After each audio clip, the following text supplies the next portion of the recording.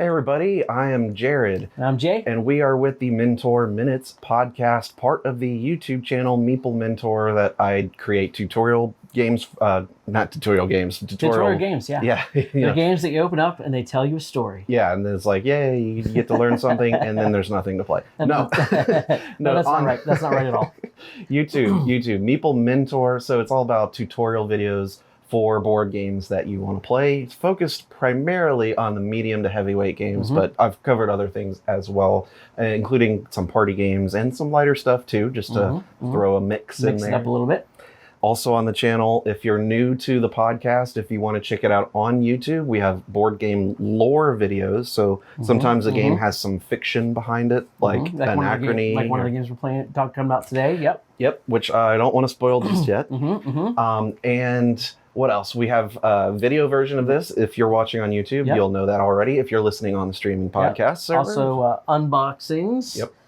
There's also conversations that we have as part of the podcast / YouTube with designers, and publishers. And every other Friday, we have news. So if you want to try to keep up with what's going on currently right now with board games, whether it's announcements or what Kickstarters are funding and what's hot, just watch that video every other Friday. It just captures what's going on in that 2-week segment, and I just read it out to you guys. Yeah, super informative, and also a nice update on Kickstarters as well. So just a lot of information, good content, all at once, really quickly. Sorry, I'm thirsty. I got my Dr. Pepper. Dr. Pepper. # non-sponsored. Quench your thirst with a lovely Dr. Pepper. Remember, Dr. Pepper's Snapple Group. Yeah, I mean, hey, if you work for Dr. Pepper and want to sponsor us, then I am for it. Is it still Dr. Pepper's Snapple Group? Snapple Group? It used to be Dr. Pepper's Snapple Group. You know, you're right, but look at that. I don't know. But you know what? It is made in Plano, which is where I'm from. Plano, Texas. A nice Texas brew, Dr. Pepper.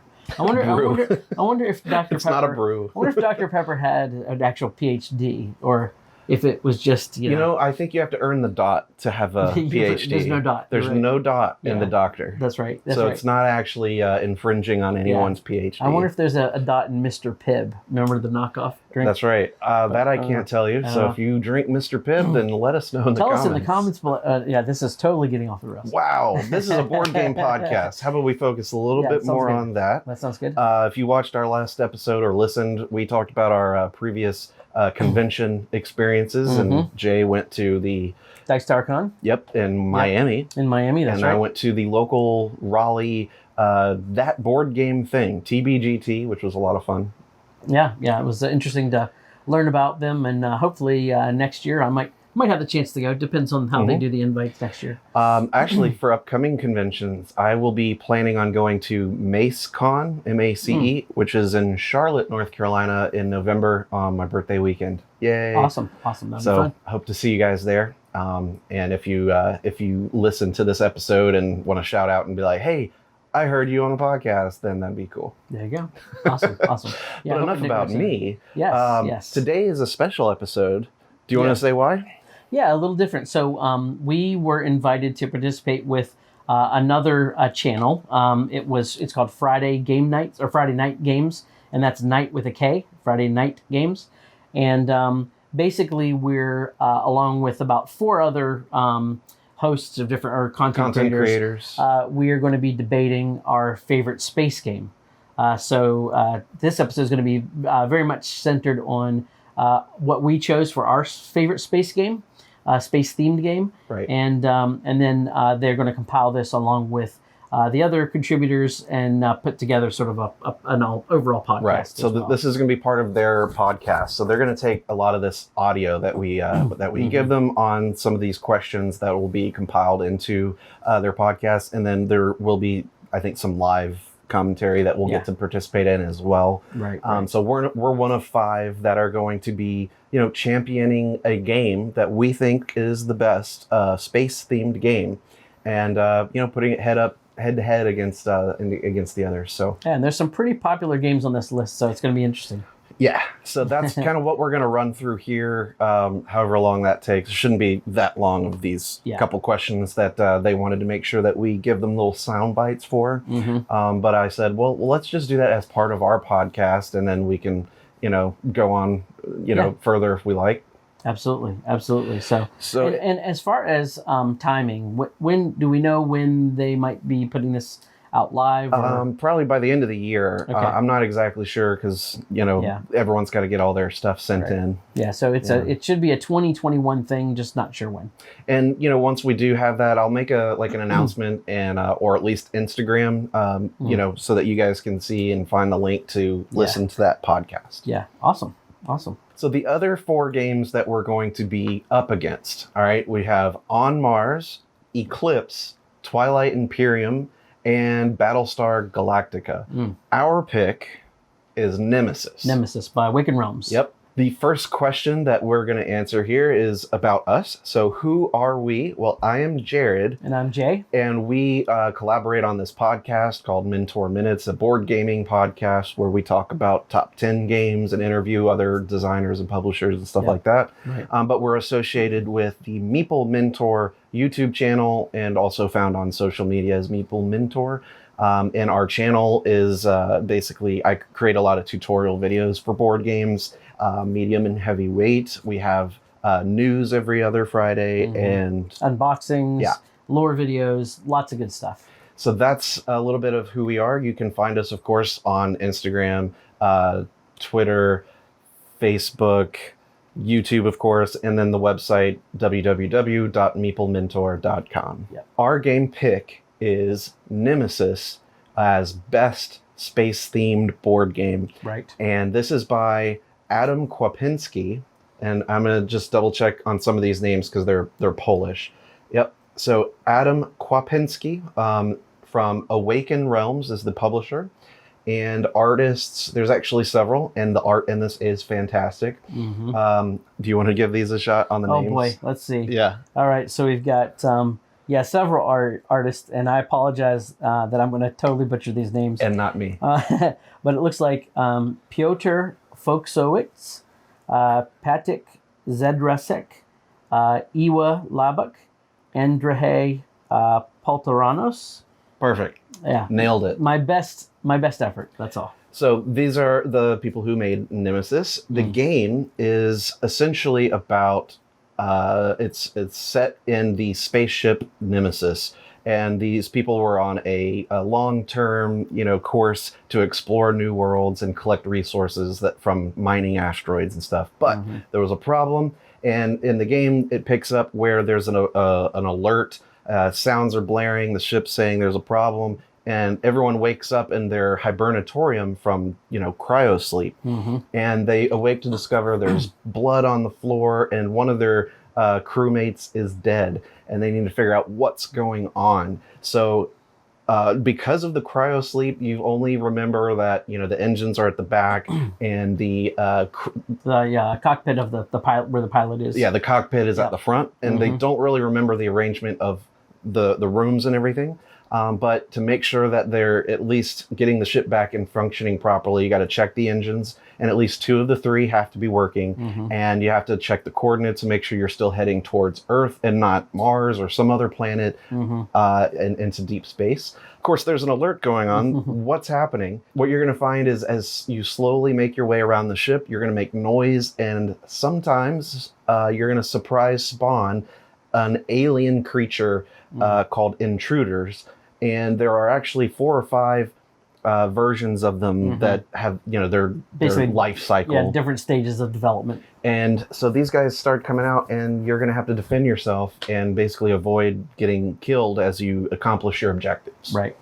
So this is a very heavy sci-fi thematic type of game. Yeah, I kind of think of it as a sci-fi, survival horror, kind of thing. But it's also cooperative. Right.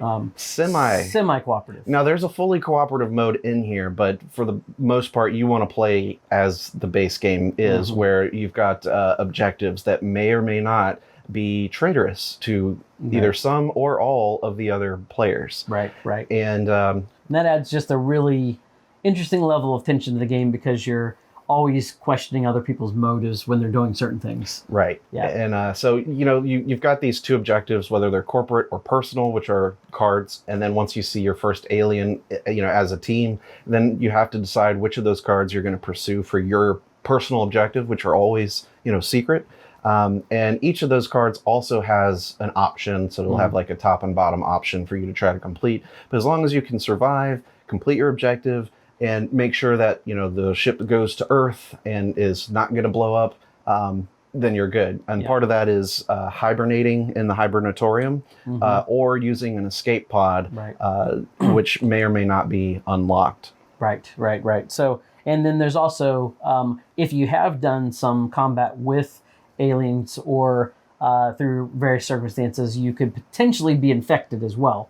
And so that's always even if you make it off the ship, even if everything is going well, there's always the potential that you end up being infected by one of these alien creatures. That is a big problem, because the last time we played, I accomplished everything. The ship was fine, and I was out with an escape pod, but you have to check any contamination cards that you might have, you know, still kept in your deck. And if any of them scan, you know, with those like red, like, what do you call those things? It's almost like a red lens scan, like the old school. Red lens viewer where you slide the card in and it reads out either infected or some gibberish, right? So if any of those that you've collected say infected, then you are infected, and you have to do one final check to see if you actually die. Right. And I died. Yes. And I didn't actually make it off the ship the last time we played, because there's dice rolls, but there's also strategy, and I just had bad dice roll after bad dice roll after bad dice roll. He kept spawning enemy after enemy everywhere he was going. And at one point he just turned tail and ran the other way of the ship, but it didn't help. And even if I had made it, the room I was going to go in would have malfunctioned anyway. So that's right. It was just, I was set to go down with the ship from the beginning. So that's Nemesis in a nutshell. It's a very thematic co-op with a lot of that traitorous possibilities. It's a lot of fun, plays in about 3.5 hours, I'd say. On depending average. On the size and depending on the missions. And it plays well at, I'd say, 3 to 5. Really? Yeah, I think so. So that's the game we've chosen for the podcast. Yeah. So for all the other contributors, bring it on. Bring it. I'm really excited to see how this turns out. Yeah, it will be kind of interesting. And you know, hopefully, you know, we make it pretty far. Yeah. So I assume is there going to be sort of a voting process that'll be the process of elimination, or is it? I know there is voting. You're going to just there's voting involved, and that's where I'm not sure, you know, how they're going to stagger this out. Okay. But they're going to use some of these sound bites for that. Right. So we'll kind of... Yeah, it'll be interesting. Yes, we're going to follow it along. But we're going to do our best to defend it. That's it. And if you've played Nemesis, then, you know, I hope you enjoyed it as much as I do, as much as Jay does. So the next question is a more specific, direct question about why specifically it's the best of all space-themed games ever made. So... why is Nemesis the best space-themed game ever? Yeah, so for me personally, and you've certainly played this more than I have, but one thing is that the theme just really comes through so well in everything you do. So all the mechanics, all the actions you take, the events that get revealed. I mean, it feels like you're playing a cinematic experience, just like, you know, you're in one of the Aliens movies. Right. This definitely feels a lot more Aliens than Alien, if you know the difference, because it's a lot more action-packed. You can, you know, get weapons and fight the aliens and things like that. But don't expect to be killing them left and right. I mean, they're very difficult to kill, and your ammunition is extremely limited. It is, and a lot of times your best bet is just to try to escape, you know, as well. And the cool thing is you can I mean, there's just so many ways that the game can turn out. I don't know how much we want to talk about our specific game, but I think every play is unique. But you have it's kind of a sandbox for allowing you to experience these highly thematic moments, like when our last game, when we airlocked the Queen. The Queen. Oh, that was exciting. So, you know, we had the Queen show up really early in the game. There's different life cycles of the aliens, and sometimes, you know, you're pulling these tokens out of the bag whenever you have to draw one, and it could be a larva, which is just a small little thing, or the adults, or the breeders or creepers, or the Queen. Yes. Well, in our game, we had drawn like 4 or 5 larvae. Like, we're like, this is easy. These are babies. They're like easy. All we're dealing with so far are these little baby creatures, right? No, the very next thing after just larva, the Queen. Pulled the Queen out of the bag, right? And he was like, "Oh no, really? This can happen?" Yeah, early on. And so, and the queen, you never, and one of the other really neat things about the game too is, unlike a lot of other sort of combat style games, you kind of go into it knowing how much damage you have to do against the creatures to take them out. Whereas this is one of the most unique systems in the game, and I think we'll probably talk about some of this a little later in some of the segments too. But you don't know until you've done an attack how much strength that alien has, and even then, there's a chance that thematically they could recover. So the next time you try to shoot them, they could actually have more strength or less. So you're always taking a risk attacking, because you never really know if you're going to deal enough damage, and then there's going to be repercussions because they're going to come after you as well. But as we were talking about the queen, we were in this situation where we sort of lured the queen into this specific type of area in the spaceship, and that set us up to use a computer system in another room to actually seal the airlocks. And then as long as the queen hadn't destroyed the doors to try to get through by the time the round ended, then she got evacuated out into space. So, or if another player didn't open the door. Yeah, and that's in one of your games you were describing. You can sabotage things. Yeah, so if you have a player whose goal is to play kill everybody against you, or something. They may end up trying to knock an alien into your space or something like that. So super thematic. Most space games are about ships and exploring planets and things like that. This one's set in space, but just gives a really, like I said, that sort of survival horror with a little bit of dread and adventure kind of mixed in. So for me, that's why I really liked it. Best space theme game because you feel the theme constantly. You feel like you're on board this ship. All you need is the background music, essentially, because you're always thinking about survival, and there's the horror element of you never know when an alien's going to pop out or chase you or what kind of damage it's going to do. Sometimes they might just kill you, or you'll get a chest burster, and then a card comes out and says anyone who's got one of those things in their chest, they just die. Right. And that's the kind of stuff that I think makes up a great sci-fi space game. And Alien, the movie, is, of course, one of my favorites. And this game very much imitates a lot of that experience. Yeah. And it's sort of the quintessential, for me, experience of what you want from a space game. Yeah, yeah. And when, comparing it to other games like On Mars, Eclipse, Twilight Imperium, or Battlestar Galactica, this definitely has way better table presence. I mean, right. The miniatures that come with this, the alien miniatures, are amazing they look in fantastic. The detail. Very detailed. You have awesome, really highly detailed player miniatures. The artwork on the cards is just top notch. I mean, it's just high production values the whole way through. So that's also something that kind of pulls you into the game as well, because you're actually seeing these huge aliens, on the board chasing you around, and it's not just like cardboard pieces. So the next question, which is similar, but we want to look at it, is why, or what is the space theme of the game, or why or how does it attract players to play the game, and why do you like it so much? And there's a lot of overlap. Yeah, there is some overlap there. So continuing what I was kind of saying in the last segment, what pulls you in is certainly at first the table presence, because it looks so epic. And the spacecraft itself is a huge board, so it takes up a lot of space. Everybody's got room around the table. It's not like you're cramped to see anything. It has a ton of variability with the rooms, because you don't really know what you're going to get until you explore there. Your character miniatures are highly detailed. And the other thing that sucks you in right away is just the theme. I mean, if somebody says, hey, do you want to play like Aliens? Right. And then, but perhaps there's this trader element as well. I mean, for me, that just kind of sucked me in, and what made me want to play it for the first time you introduced me to it. Right. I totally agree. And as far as the table presence, I'll add again that those miniatures, just seeing what could come out in the game is terrifying. And these things look just crazy. And there's not just one type of sculpt for each life cycle stage. There's multiple for the adults. There's multiple for the eggs and all this kind of stuff.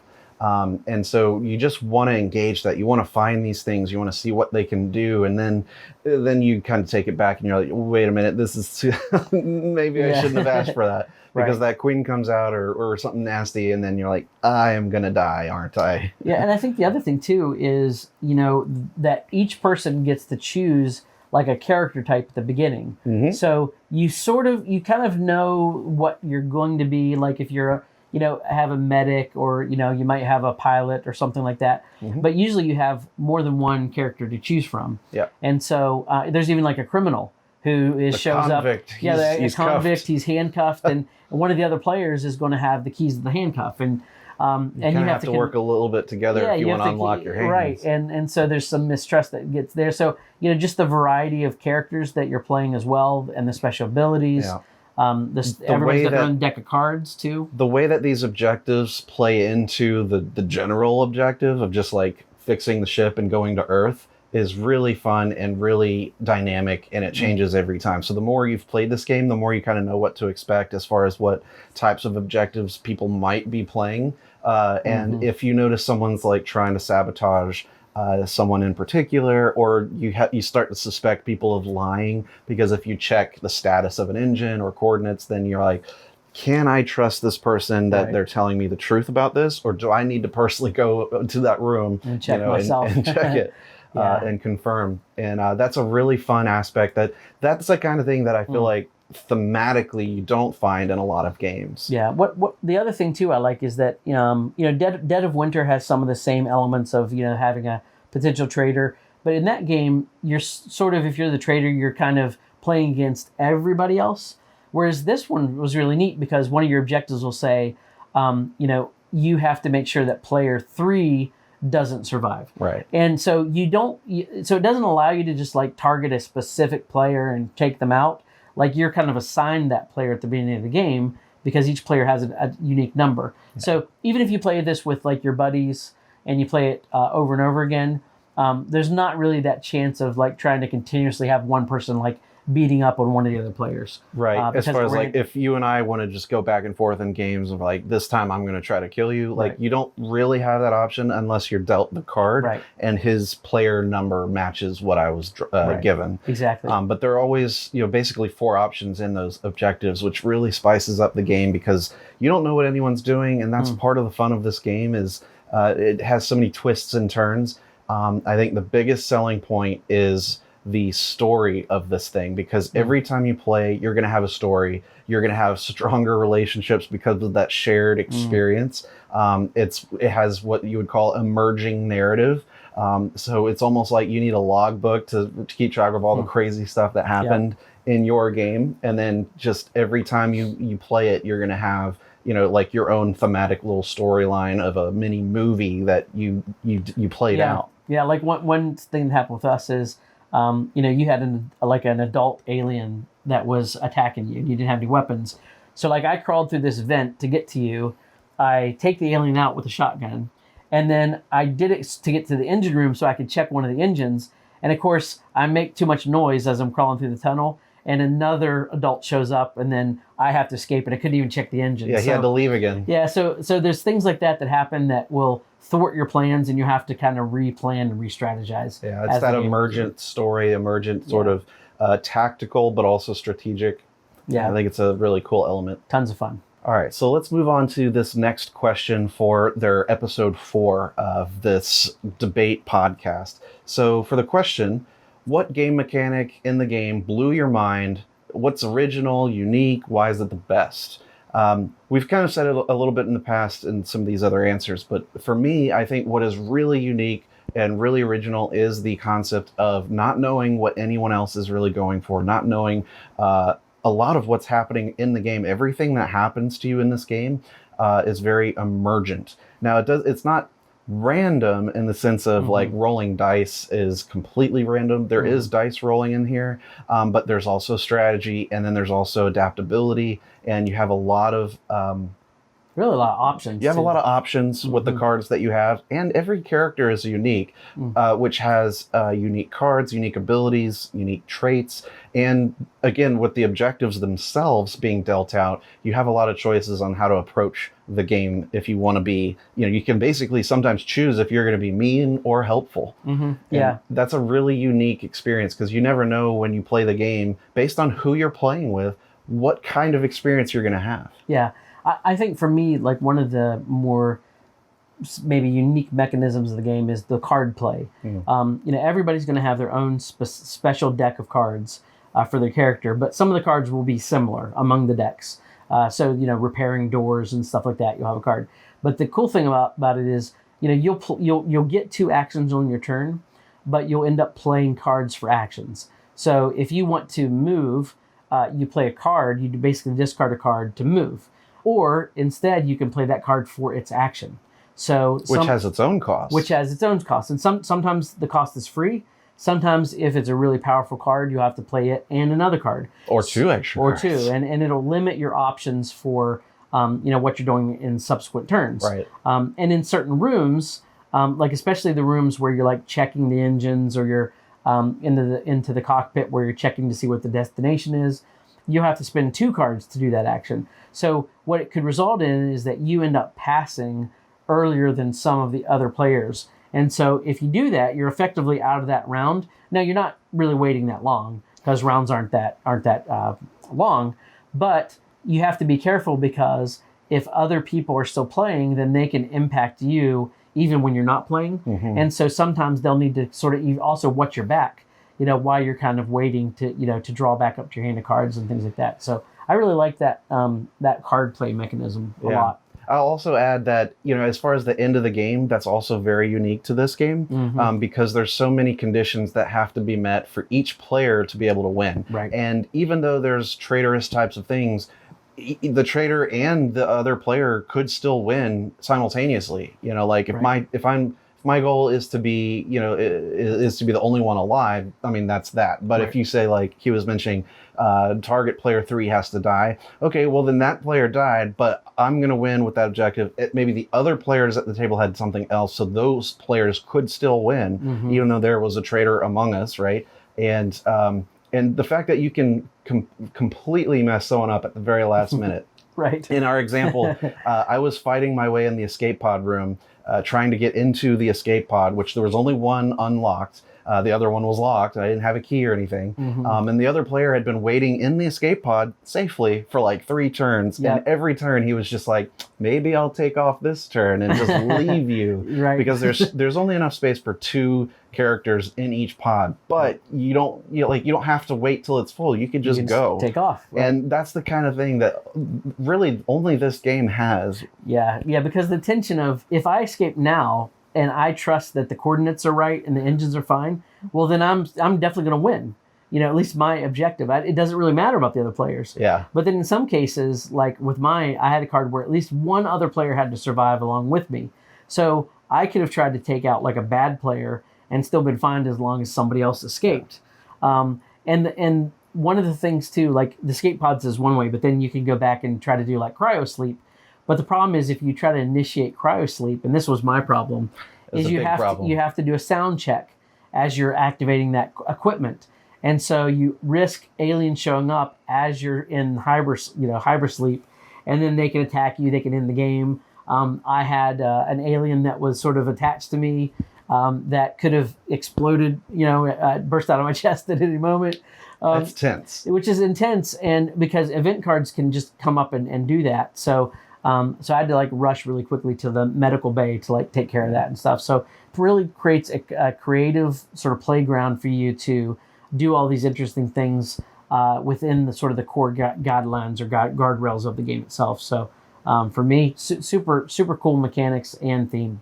I totally agree with this completely, and it's just a really awesome game. And again, if you haven't played it, you need to try it. It's really awesome. Yeah, there's nothing really else like it out there. So the final question here that we want to make sure we answer for the podcast. Question 5. Why should you buy this game over the other ones, including, like we were talking about, On Mars, Eclipse, Twilight Imperium, Battlestar Galactica? So at this point in this questionnaire, we might be the last of 2, right? And so this is where we're going to try to really hone in. Yeah, really why this is the one you want to buy. Really just trash the other picks. And trash the others. Let's just be honest here. We want to trash the other picks. Why should you buy Nemesis over any of the other games right now? Jay, do you want to handle that? Yeah, so, the other competition is On Mars, Eclipse, Twilight Imperium, and Battlestar Galactica. I didn't forget anyone. Yeah, you just can't pronounce it. Yeah, I can't pronounce these, but I know you shouldn't buy those at all. You should definitely buy Nemesis. I mean, On Mars everybody's seen that movie with Matt Damon. It's just about gardening in space. It's so boring. Poop potatoes. And look, if you're a fan of vampire movies, go with Twilight Imperium. Go with Eclipse. We know what happened, right? Okay, Kristen Stewart left the guy. Boring. Vampires in space. Nobody wants to play that. Okay, Twilight Imperium, Eclipse. Come on. And what's the other one? Battlestar Galactica. Now, Let me hang on. Hold on. I'm going to rip a new one here. Okay, go ahead.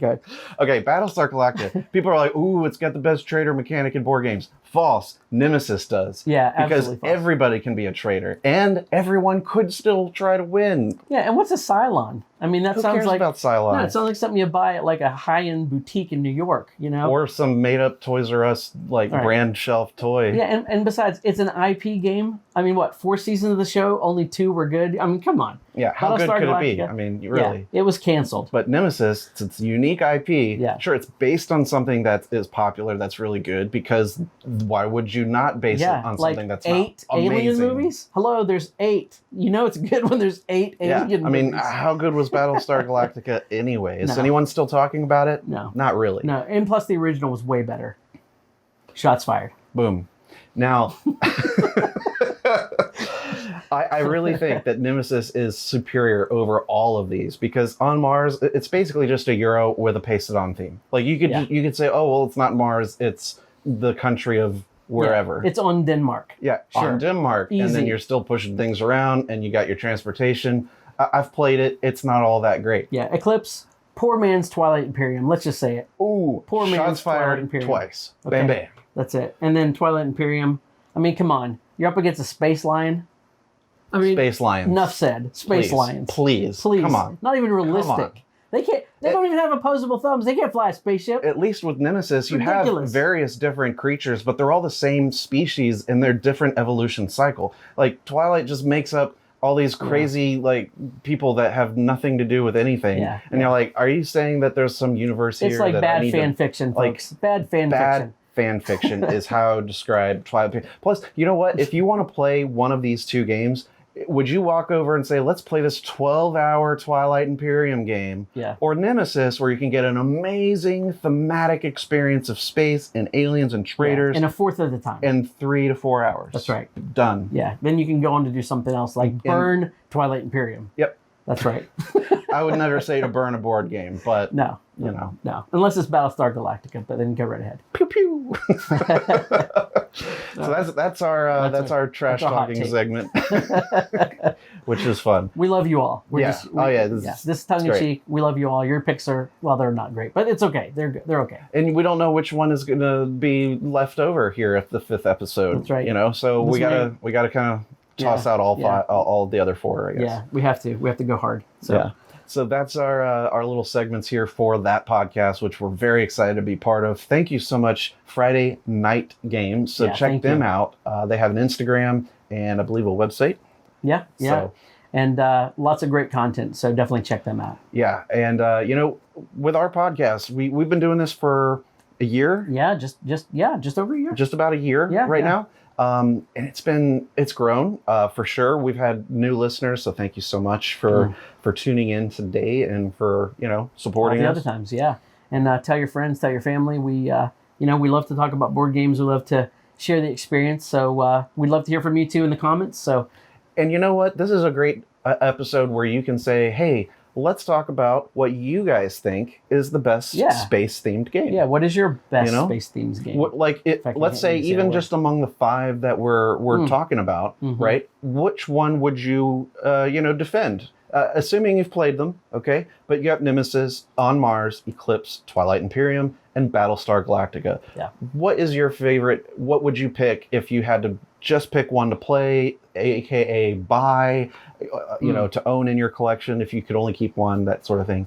Best space game, right? That's what we want to know from you guys. So let us know in the comments. And this, maybe we'll have a little debate of our own. There you go. Oh, yeah, that's right. In the YouTube and podcast comments. Which everybody loves a good debate in YouTube. Yeah, of course. That never happens at all on the internet. It's the most formal, it's the most respected, yes, absolutely. And highly, valued opinions. You must be the traitor. On the internet is the YouTube comment section. Yes, absolutely. Absolutely true. Yeah. So this was fun. This was a fun episode to do, I think. Hopefully you guys enjoyed it as well. Yeah, so I think this is probably going to be overall for our podcast a slightly shorter episode than normal. So we'll be back with a full-length episode next time of whatever we're going to talk about. Yeah, whatever the next topic is. Whatever Jay comes up with. A lot of things to consider. But a lot of good topic probably ideas. Probably not a top 10 list, I'm thinking. Yeah. Or we could just be lazy and do a top 10. True. Well, no, a very unique top 10. Oh. Yeah. A unique top 10. Well, you didn't say that. Nobody's ever heard of before, I'm sure. Wow. One that no one's ever done? Now I'm intrigued. We're going to do the top 10 lists of all time. The top 10 list of the top 10 tens. I think that's never been done before. We have too much fun around here, you guys. Wish you guys could be with us and play some games. Hopefully we'll see you at some conventions coming up, like I was mentioning. I'll be at MaceCon in Charlotte in November, so maybe I'll see you guys there. Jay, where are you going to be? What's your next gaming plan? Maybe not this year, but definitely trying to get to maybe a couple next year. Maybe Gen Con.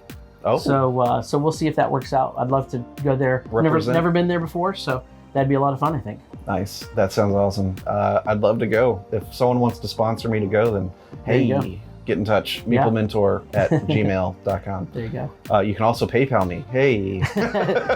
same address. That's right. Easy to do it. That'll help me get there. You'll check on Monday and you have $1,000. And I promise, if I go, I'm going to come back with all kinds of content. We're going to bring my camera. We're going to have interviews. Oh, wow. We're gonna blow it out of the water. You're really selling this. I like it. Yeah. I like it. Yeah. So hashtag send Jared to Gen Con. Support your local Jared. There you go. All right. So anyway, enough nonsense. That's the end of this episode. Thank you guys so much for tuning in. We'll see you guys next time. I've been Jared. I've been Jay. Bye-bye. Catch you later.